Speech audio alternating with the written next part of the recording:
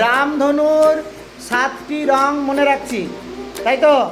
কি বলেছি বাংলাতে বলো? বে, নি, আ, স, হ, ক, লা।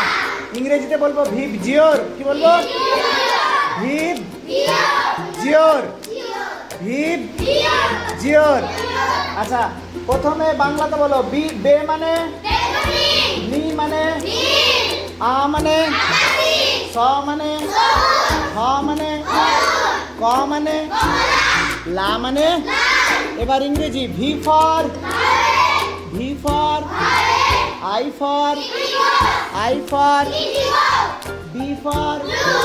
B for, G for, Y for, O for, R for red. তাহলে বেনি আসহ কলাটা আমরা জানি। আজকে শিখে গেলাম ভিভ জিওরের ব্যাপারে।